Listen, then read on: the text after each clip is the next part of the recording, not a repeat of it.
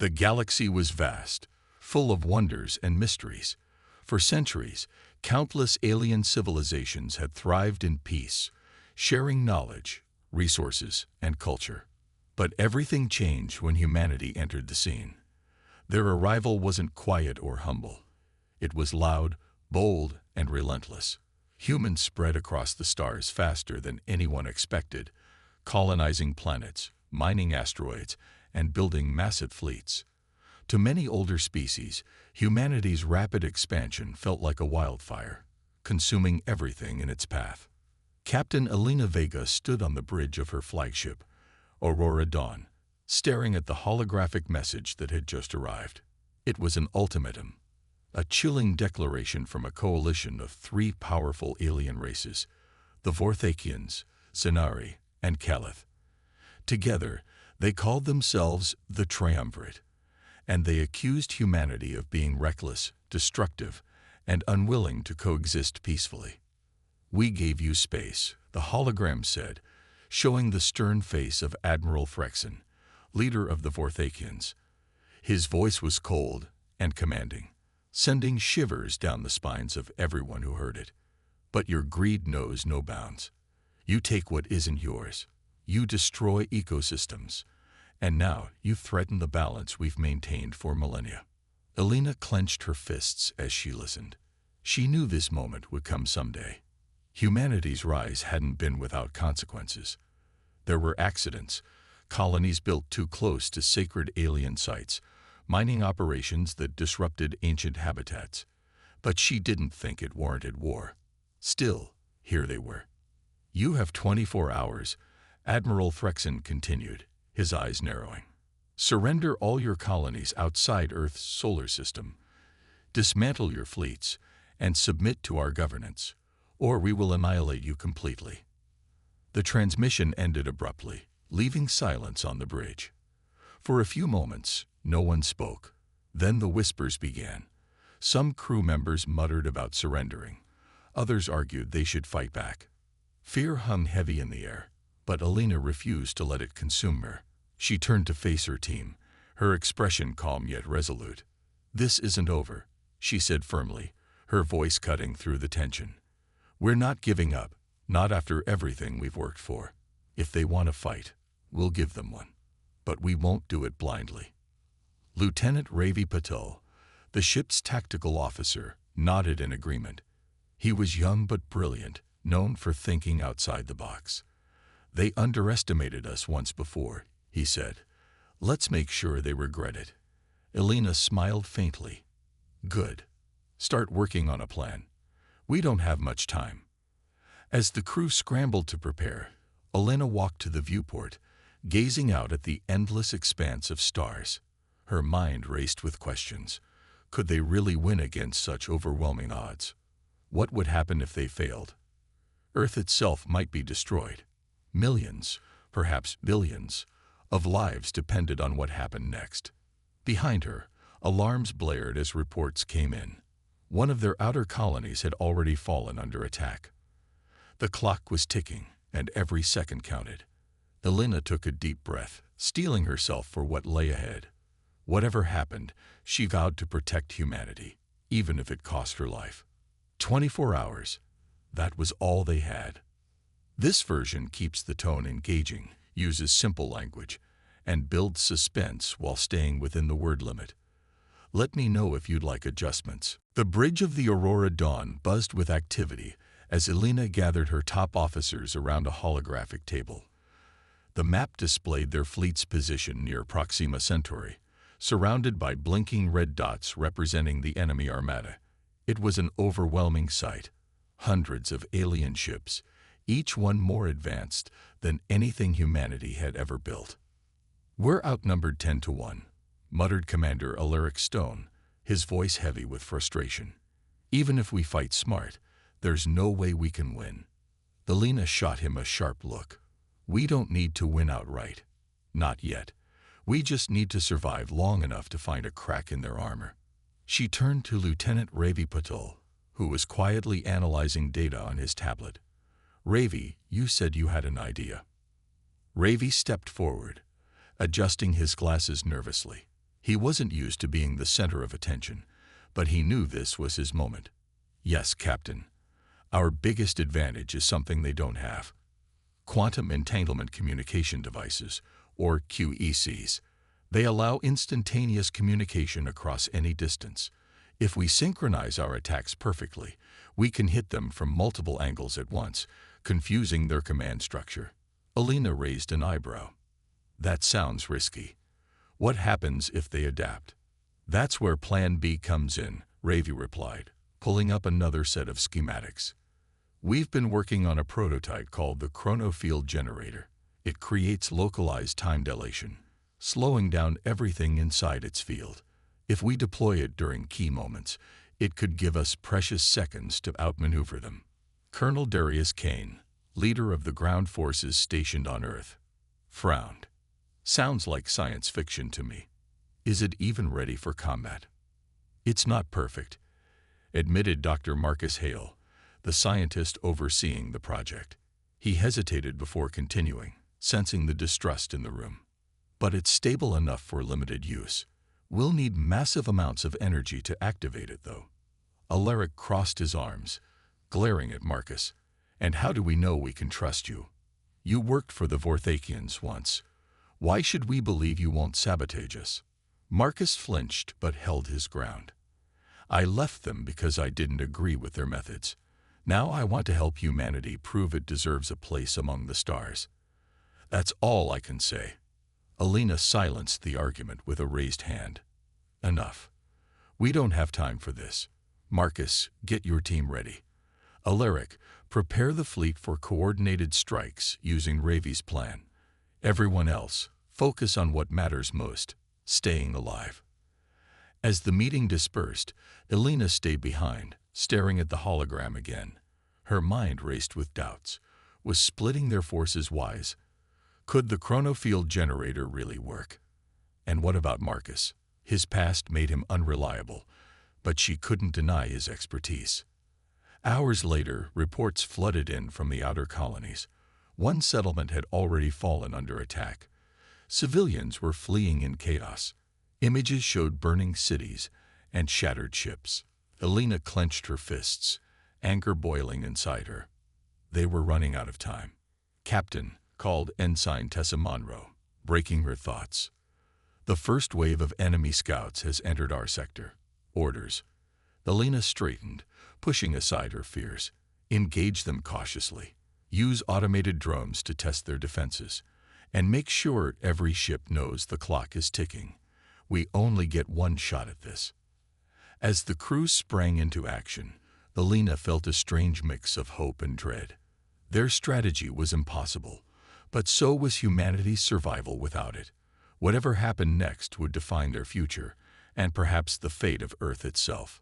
This part keeps the tension high while introducing new elements like the chronofield generator and internal conflicts within the team. Let me know if you'd like tweaks. Tensions aboard the Aurora Dawn were reaching a breaking point. The crew worked tirelessly, preparing for what could be humanity's last stand. But as plans unfolded, cracks began to form, not just in their strategy, but among the people leading it. Dr. Marcus Hale stood in the engineering bay, surrounded by blinking monitors and humming machinery. His hands moved quickly over the chronofield generator's control panel, adjusting settings and running diagnostics. Despite his calm demeanor, he couldn't shake the feeling that everyone was watching him, judging him. He glanced up to see Commander Alaric Stone leaning against the doorway, arms crossed, eyes narrowed. "You know," Alaric said, his tone sharp, "a lot of us are wondering why you're still here. You built weapons for the Vorthakians once. What's stopping you from sabotaging this one?" Marcus froze for a moment before turning to face him. "I've already told Captain Vega everything. I left the Vorthakians because I didn't believe in their cause. Now I'm trying to help humanity survive." Alaric smirked. "Funny how your past keeps coming back to haunt you. Maybe we should lock you up until this is over, just to be safe." Before Marcus could respond, Alina entered the room, her presence cutting through the tension like a knife. "Enough," she said firmly, her gaze locking onto Alaric. "We don't have time for suspicion. If Marcus says he's on our side, then we trust him. For now. Alaric hesitated, clearly unhappy, but nodded reluctantly. Fine. But if something goes wrong?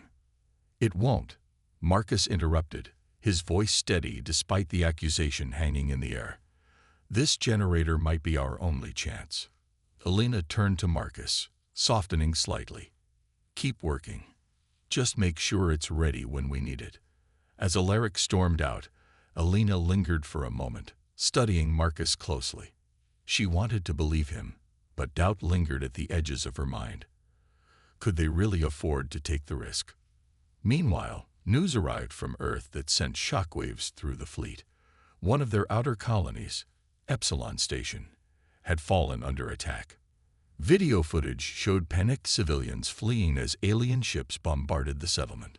Buildings crumbled into dust, fires raged unchecked, and escape pods launched desperately into space. By the time reinforcements arrived, the colony was gone. Thousands dead, millions displaced. Alina watched the footage in silence, her jaw tightening with every passing second. This wasn't just war, it was extermination. The invaders weren't holding back. They were wiping humanity off the map, piece by piece. We can't let this happen again, she whispered to herself, gripping the edge of her desk. Her comms officer approached cautiously, holding a datapad. Captain, Admiral Threxon sent another message, he said nervously. He says surrender is still an option. Alina snatched the datapad and read the message. It was short and cold, almost mocking. Humanity had less than 18 hours left to comply, or face total destruction. Fury burned inside her, but she forced herself to stay calm. They couldn't give up. Not now. Not ever. Later that evening, Alina met with Lieutenant Ravi Patel in the strategy room. Maps and holograms floated above the table, showing potential battle scenarios. Ravi pointed to a cluster of enemy ships near Mars. If we split our forces here, we can draw part of their fleet away from Earth. That'll buy us time to deploy the generator. Alina nodded thoughtfully. It's risky, but it might work. Notify the fleet. We move at dawn. As she walked back to her quarters, exhaustion weighed heavily on her shoulders. Every decision felt like a gamble, every choice a potential mistake. Yet amidst the chaos, one thing kept her going. Hope. Hope that humanity would survive. Hope that they'd find a way to turn the tide. But deep down, she wondered, was hope enough? This part adds layers of mistrust and urgency while keeping the focus on character dynamics and escalating stakes. Let me know if you'd like adjustments. The first rays of sunlight barely touched the edges of Earth's atmosphere when the battle began. Humanity's fleet launched from Proxima Centauri, their ships sleek and metallic against the black void of space. Automated drones surged forward as the vanguard, programmed to engage enemy scouts and gather intel. For now, caution ruled their strategy. Every move calculated, every shot deliberate. Captain Alina Vega watched from the bridge of the Aurora Dawn, her eyes glued to the tactical display. The alien forces loomed like a storm on the horizon, hundreds of ships arranged in perfect formation. Their designs were biomechanical, blending organic curves with sharp, jagged edges. They looked more like living creatures than machines, pulsing faintly with eerie blue light. "Drones are engaging," reported Ensign Tessa Monroe, her voice steady despite the tension in the air. "Enemy scouts have taken the bait." Alina nodded. "Good. Let's see how they react." At first, the skirmish seemed almost routine. The drones fired bursts of plasma, forcing the alien scouts to break formation slightly. But then came the counterattack, a barrage of energy beams so intense that entire drone squadrons disintegrated in seconds. The aliens weren't just fighting, they were obliterating. "They're not holding back," muttered Lieutenant Ravi Patel, his fingers flying over the console. "This isn't a test run for them, it's extermination." Alina clenched her jaw. She had known casualties would be inevitable, but seeing their forces wiped out so quickly sent a chill through her spine. Still, There was no time for hesitation. Signal the fleet. Execute Phase 2.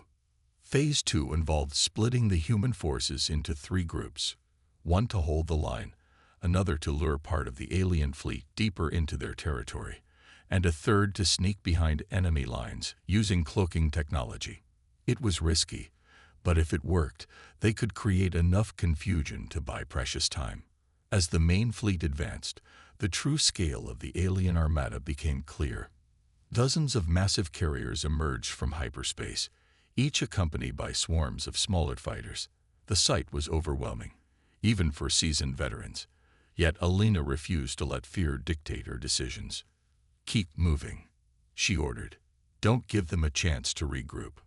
Back on Earth, the chronofield generator hummed ominously within its fortified facility. Dr. Marcus Hale monitored the readings closely, sweat dripping down his face. The machine was unstable, its power levels fluctuating dangerously. Around him, engineers scrambled to stabilize the core, knowing failure could mean disaster. "This thing feels like it's about to explode," muttered one technician nervously.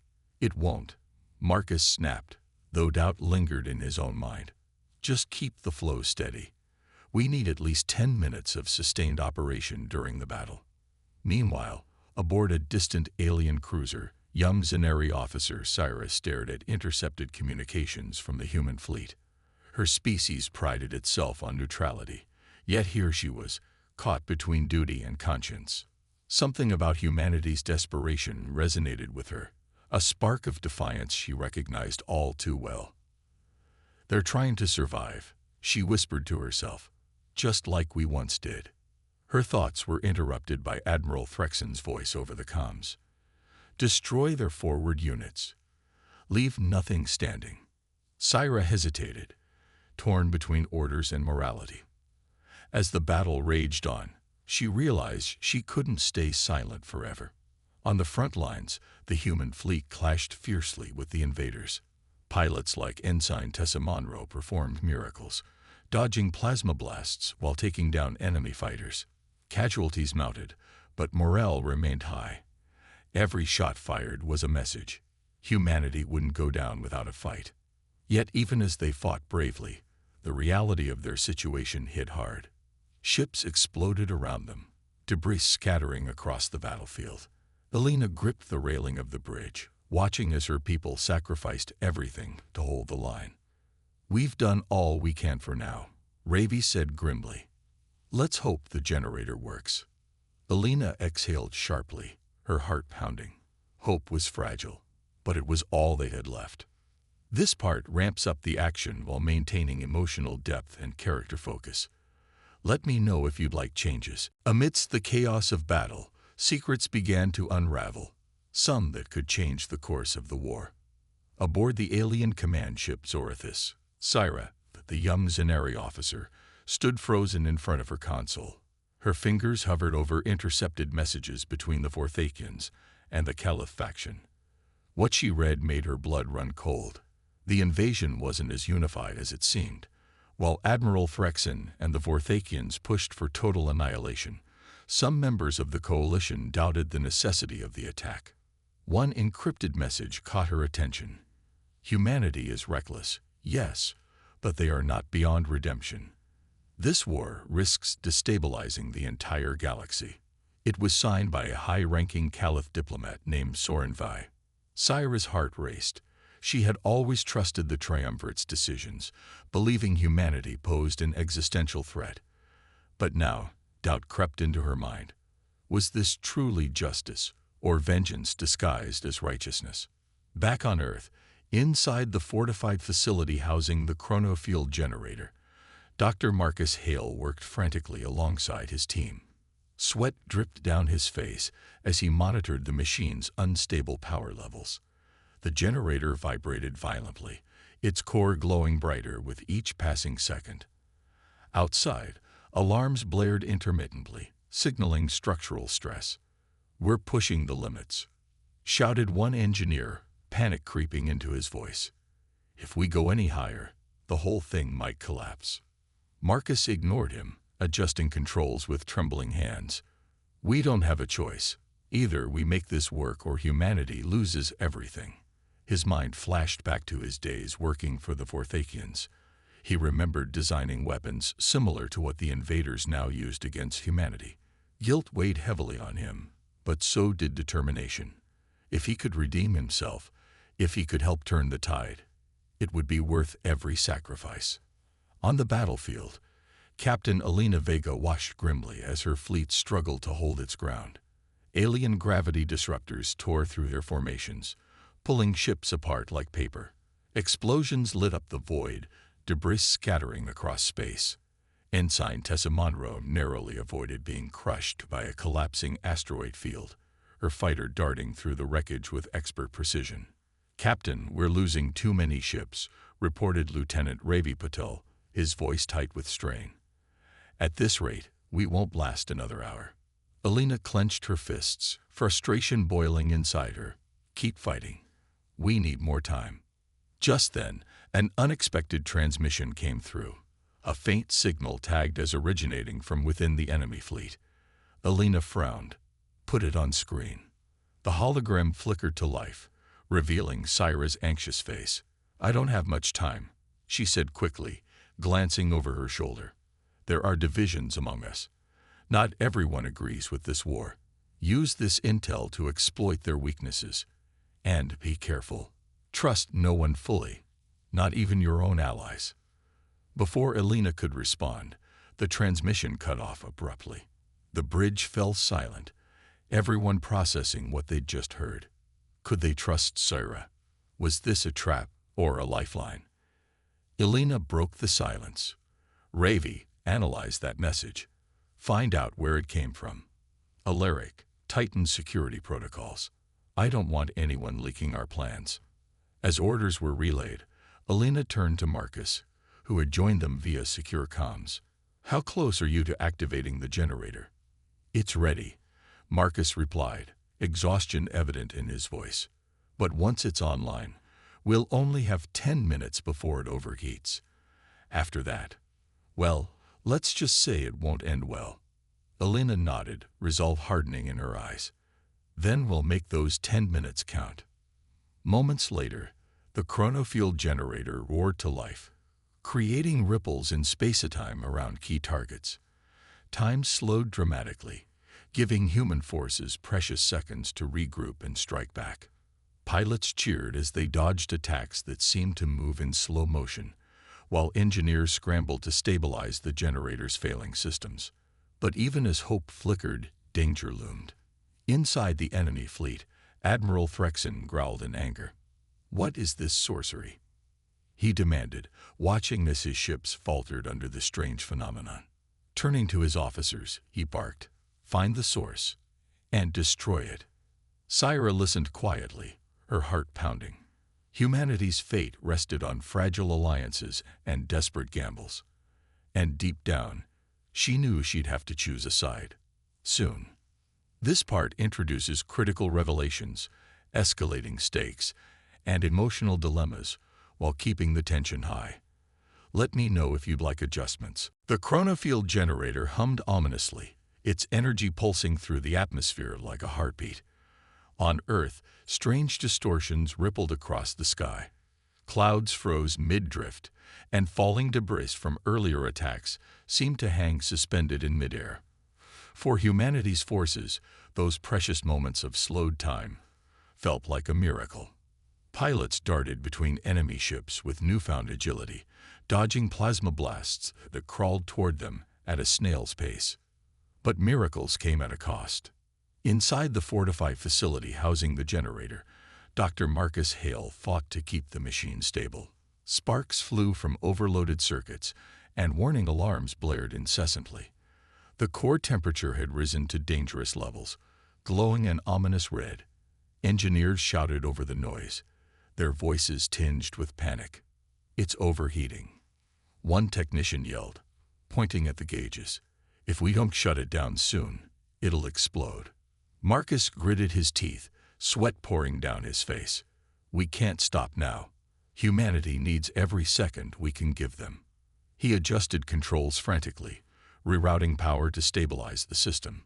His hands trembled as he worked, knowing full well what failure meant, not just for him, but for everyone fighting above. In orbit around Earth, Captain Elena Vega watched the battlefield unfold with a mix of awe and dread. The chronofield generator had tipped the scales temporarily, giving her fleet a chance to regroup. Ensign Tessa Monroe led daring maneuvers, taking out enemy fighters with precision shots, while gravity disruptors slowed their movements.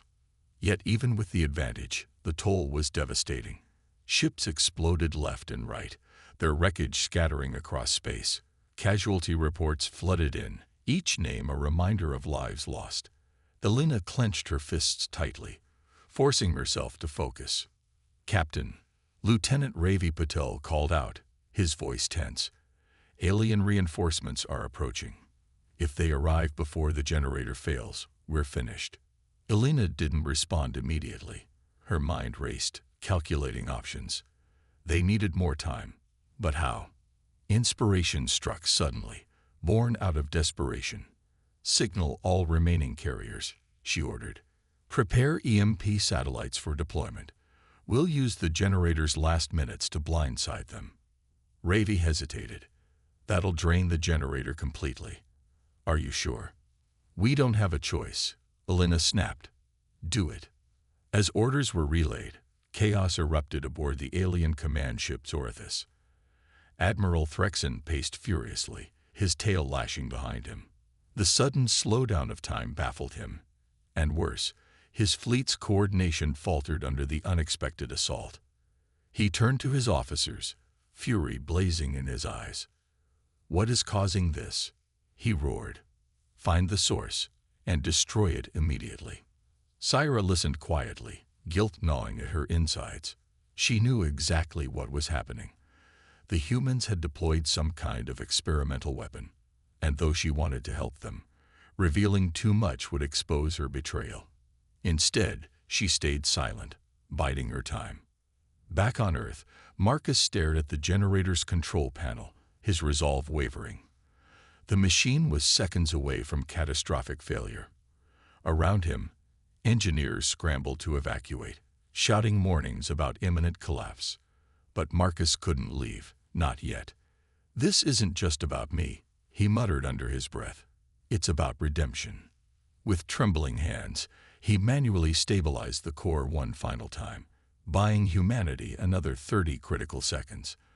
Then, without hesitation, he activated the EMP satellites remotely. A pulse of electromagnetic energy surged outward, disabling sections of the alien fleet.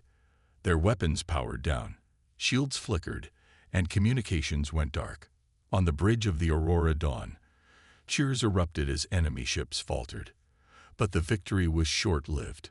Moments later, the chronofield generator collapsed, exploding in a burst of light that shook the facility to its foundation. The distortion field vanished instantly, plunging the battlefield back into real-time chaos. Elena closed her eyes briefly, mourning Marcus's sacrifice. There was no time to grieve, however. Reinforcements were still incoming, and humanity's survival hung by a thread. "We've bought ourselves a little more time," she said, steeling herself for what came next. "Now let's make it count." Above Earth, the battle raged on, hope flickering faintly amidst the flames. This part highlights both triumphs and sacrifices, keeping readers engaged with high stakes and emotional weight. Let me know if you'd like any tweaks. The EMP pulse from Earth's satellites had crippled large sections of the alien fleet, leaving their ships drifting like lifeless husks in space. For a brief moment, humanity held the upper hand, a fragile advantage carved out through desperation and sacrifice. But as Captain Elena Vega watched the tactical display aboard the Aurora Dawn, she knew this respite wouldn't last long. Reinforcements were closing in fast, and the aliens' superior technology would soon recover. "We got maybe 20 minutes before they adapt," Lieutenant Ravi Patel warned, his voice urgent. "After that, we're back to square one." Elena nodded grimly. "Then we strike now while they're vulnerable. Focus all remaining forces on disabling their command ship. Their leader, Admiral Threxon, is calling the shots. If we take him out, it could fracture their chain of command. Commander Alaric Stone, who had been silent for much of the battle, stepped forward. Captain, with respect, this plan is suicide. Their flagship is heavily guarded, and our numbers are dwindling. We'll lose too many people trying to get close. And if we don't try, we lose everyone. Olenna shot back, her tone firm. This isn't just about survival anymore. It's about showing them we won't back down. We fight until there's nothing left to give. Her words silenced the room, but they also ignited a spark of determination among the crew. They'd come too far to surrender now. Orders were relayed quickly, rallying what remained of humanity's fleet into a daring assault group.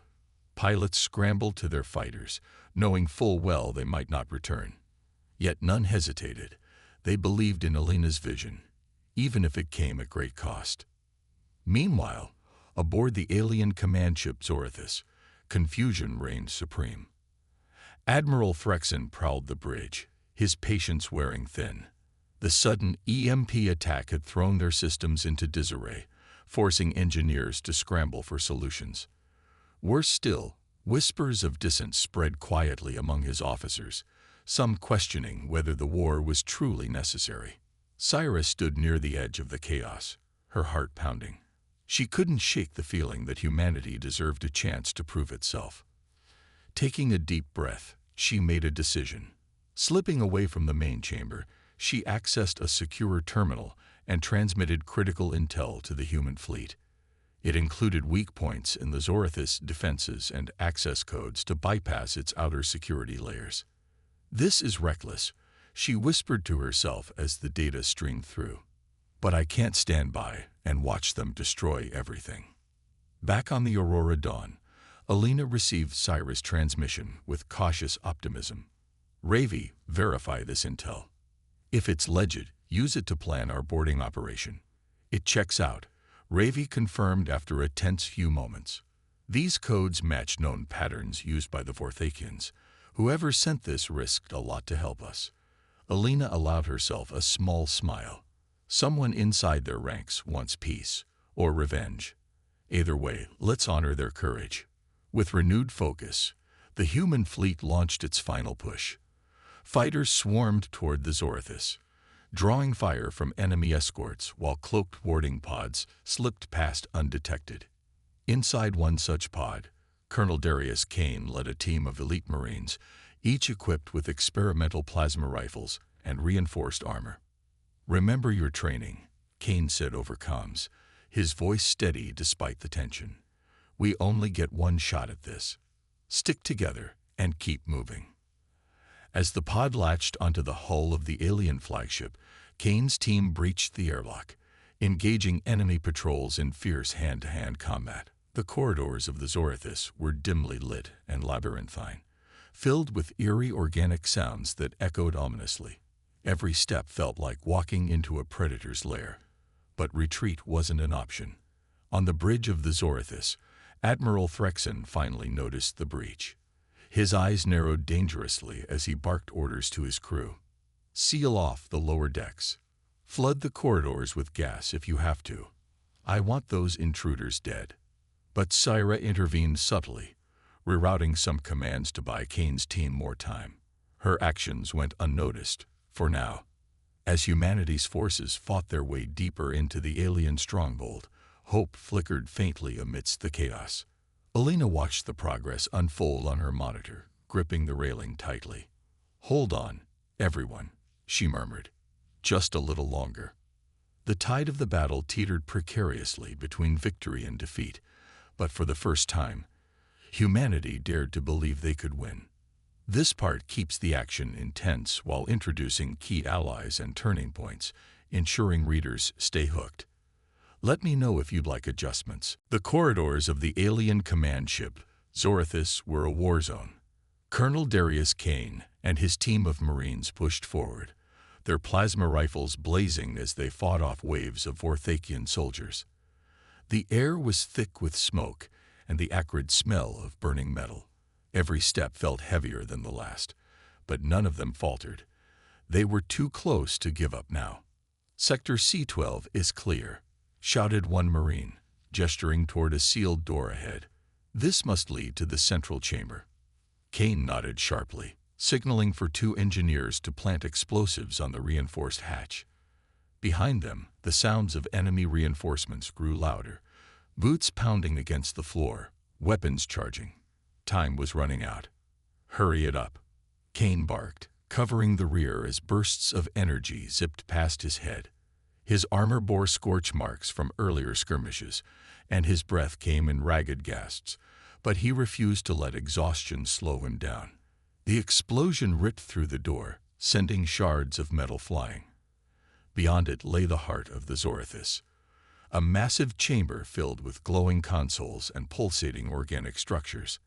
At its center stood Admiral Threxon, flanked by elite guards. His eyes narrowed as he spotted the intruders. "You dare trespass here?" Threxon growled, raising a clawed hand. "You will regret this foolishness." Before he could issue orders, Cyrus stepped into view, her presence shocking both sides. "Admiral," she said firmly, stepping between Threxon and Kane's team. "Enough. This war has gone far enough." Threxon's expression darkened. "Syra, what are you doing?" "I've seen the truth," Syra replied, her voice trembling but resolute. "We're not fighting for justice. We're destroying innocent lives because of fear. Humanity deserves a chance to prove itself." For a moment, silence hung heavy in the room. Then Threxon roared in fury, lunging toward her. But before he could strike, Kane's team opened fire, forcing the Admiral and his guards to take cover. Chaos erupted once more as plasma bolts ricocheted off walls and consoles exploded in showers of sparks. Back on Earth, the facility housing the chronofield generator lay in ruins. Dr. Marcus Hale had sacrificed himself to stabilize the machine during its final moments, buying humanity precious time. Now rescue teams sifted through the wreckage, searching for survivors. Among them was Captain Elena Vega, who had arrived just minutes after the explosion. Her boots crunched over debris as she approached the smoldering core. The sight was devastating. Twisted metal, shattered glass, and charred remains. Yet amidst the destruction, she found something unexpected. Marcus's journal, partially burned but still legible. Flipping through its pages, she discovered notes detailing his guilt, his hopes for redemption, and his unwavering belief in humanity's potential. Elena clenched the journal tightly, tears welling up in her eyes. "You did it, Marcus," she whispered. "You gave us our chance." Meanwhile, aboard the Aurora Dawn, Lieutenant Ravi Patil monitored the battle from afar. The EMP satellite's effects were wearing off, and the alien fleet began regrouping. Reinforcements loomed dangerously close, their massive carriers blotting out stars in the distance. "We need to finish this now," Ravi urged over comms. "If we don't disable that command ship soon, we're done for." Elena returned to the bridge, her resolve hardened by grief and gratitude. "Colonel Kane, status report." "We've reached the control hub," Kane replied, his voice strained. "But we're pinned down, requesting immediate backup." Elena hesitated only briefly before making a decision. "All remaining fighters converge on the Zorathis. Provide covering fire while Kane completes the mission. We're not losing this." Dozens of human ships broke formation, swarming around the alien flagship like bees attacking a hive. Pilots launched kamikaze runs, sacrificing themselves to create openings for Kane's team. Ensign Tessa Monroe led one such assault, her fighter weaving through enemy fire before crashing into a gun turret. Her last transmission echoed across the comms. For Earth. Inside the Zorathis, Kane's team finally breached the control hub. Engineers worked frantically to disable the ship's primary systems, even as Threxon rallied his forces for a final stand. Sarah joined the fight, using her knowledge of the ship's layout to guide the humans while holding off attackers. "Almost there," shouted an engineer, his fingers flying over the alien console. Just a few more seconds. The lights flickered, then dimmed completely. Alarms blared throughout the ship as gravity failed, sending everyone floating helplessly. Outside, the alien fleet wavered, confused and leaderless. Elena allowed herself a small smile. It's working. Hold your ground, everyone. We're winning. But victory came at a cost. Bodies littered the battlefield, and sacrifices weighed heavily on every survivor. Yet, amid the loss, hope burned brighter than ever, a fragile flame determined to endure. This part highlights pivotal sacrifices and turning points, keeping readers emotionally invested while advancing the plot. Let me know if you'd like changes. The alien command ship Zorithis drifted lifelessly in space, its once mighty systems crippled by Colonel Darius Kane's team. The central chamber, now eerily silent, bore the scars of battle. Smoke curled from shattered consoles, and bodies lay sprawled across the floor. Admiral Threxon, battered but defiant, stood at the heart of the wreckage, his claws clenched into fists. "You think this changes anything?" he snarled, glaring at Kane and his Marines. "Even if you destroy my ship, the Coalition will not stop. They will crush your kind." Kane stepped forward, his weapon trained on Threxon. "Then we'll deal with them too, one step at a time." Before Threxon could respond, Syra intervened, stepping between the two sides. Her voice was calm but firm. "Admiral, enough blood has been spilled. Humanity isn't perfect, but neither are we. This war is based on fear, not justice. If we continue down this path, we'll lose more than just lives. We'll lose any chance at peace." Threxon hesitated, his glowing eyes flickering with doubt. For the first time, his unshakable resolve wavered. He glanced around the ruined chamber, taking in the cost of his decisions, the lives lost, the destruction wrought. Finally, he lowered his head, letting out a deep growl. "Fine," he said bitterly. "I'll call for a ceasefire, but don't mistake this for surrender. If humanity steps out of line again, there will be no mercy." Syra nodded, relief washing over her face. She quickly accessed the ship's communication system, broadcasting a message to the remaining alien fleet. "This is Officer Syra of the Zenari. Stand down immediately. Admiral Threxon has ordered a ceasefire. Further aggression serves no purpose." The transmission echoed through the battlefield, bringing an abrupt halt to the chaos. Alien ships disengage, retreating cautiously as their commanders processed the sudden change in orders. Pilots aboard human vessels exchanged stunned looks, unsure whether to trust what they were hearing. On the bridge of the Aurora Dawn, Captain Elena Vega watched the tactical display with disbelief. Enemy forces were pulling back, their formations breaking apart. She turned to Lieutenant Rady Patul, who was analyzing the data. "Is this real?" she asked, her voice soft with exhaustion, "or some kind of trick?" "It's real," Ravi confirmed, a faint smile breaking through his usual seriousness. "They're standing down. We did it." Elena exhaled sharply, leaning heavily against the railing. Her body felt drained, every muscle screaming from hours of tension. Yet beneath the fatigue, hope began to bloom, a fragile, flickering light after so much darkness. "Signal all units," she ordered, her voice steady despite her weariness.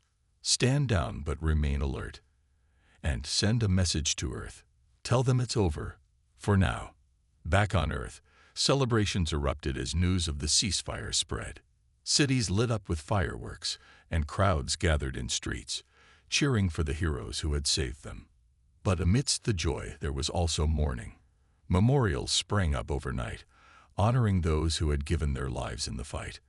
Among them was Dr. Marcus Hale, whose sacrifice ensured the chronofield generator worked long enough to turn the tide. In orbit, cleanup operations began.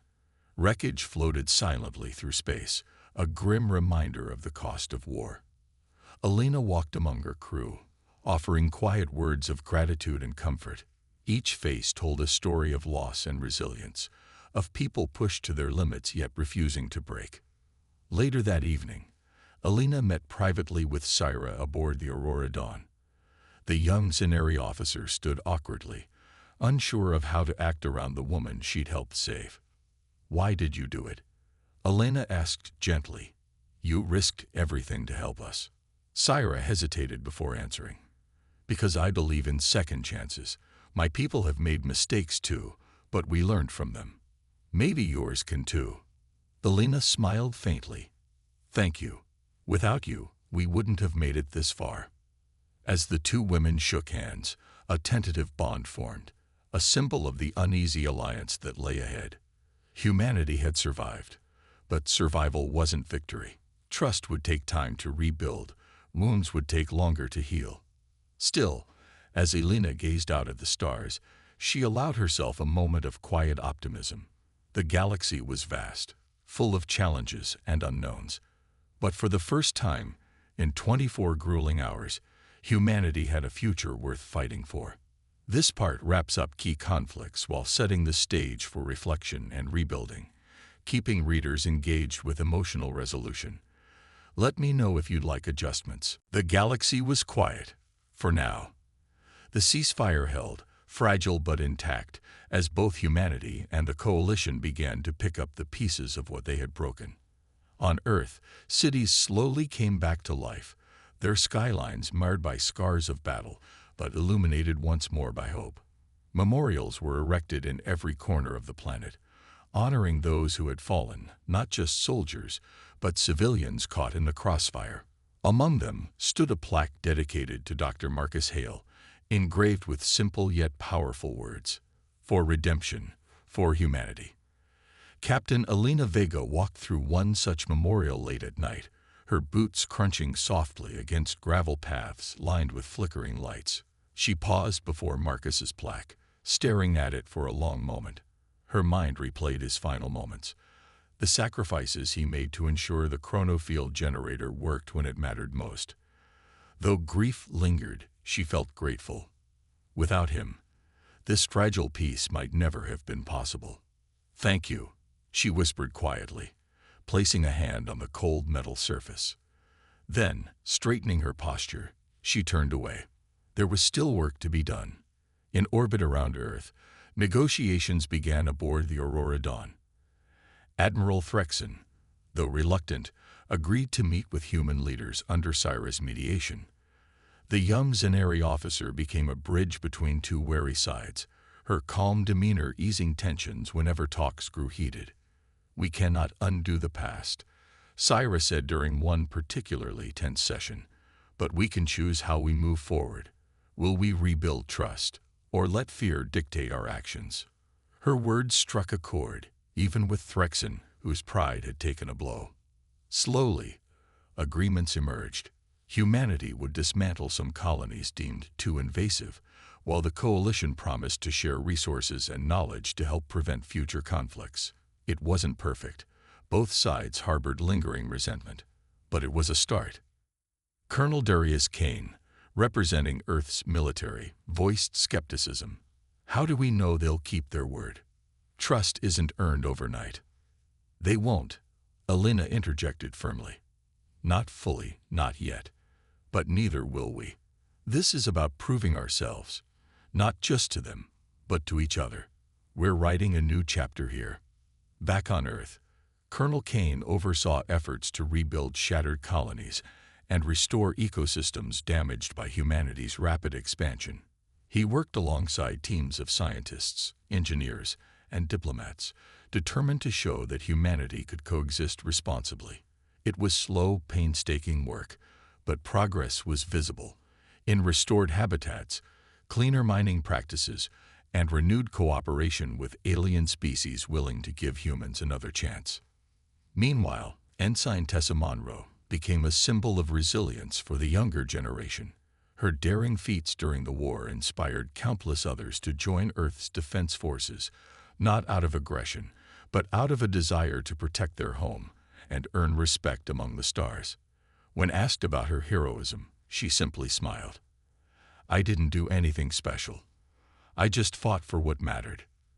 As weeks passed, Alina found herself reflecting on the cost of survival. Humanity had proven its strength, but also its flaws. The war had exposed greed, recklessness, and arrogance, traits that nearly led to extinction. Yet it had also revealed courage, ingenuity, and the capacity for change. One evening, standing on the observation deck of the Aurora Dawn, she gazed at the stars.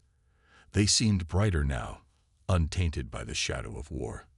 Lieutenant Ravi Patel joined her, holding a datapad filled with reports. "What happens next?" Ravi asked, leaning against the railing. Elena didn't answer immediately. Instead, she thought about everything they'd endured, the sacrifices made, the lives lost, the fragile hope they clung to. Finally, she spoke. "We keep learning. We make mistakes, yes, but we learn from them. That's how we grow. That's how we prove we belong here." Ravi nodded, a faint smile crossing his face. "Then let's get to work." Farther out in space, Syra watched Earth from her ship's viewport. She knew the road ahead wouldn't be easy, for anyone. Trust took time, and wounds healed slowly. But as she looked at the blue-green orb glowing softly against the void, she allowed herself a small measure of optimism. Humanity had survived, and perhaps in time, they could thrive. The galaxy was vast, full of challenges and unknowns. But amidst the uncertainty, one truth remained clear. Hope endured, no matter how dark the night. This final part ties together themes of redemption, growth, and hope, offering closure while leaving room for reflection. Let me know if you'd like changes.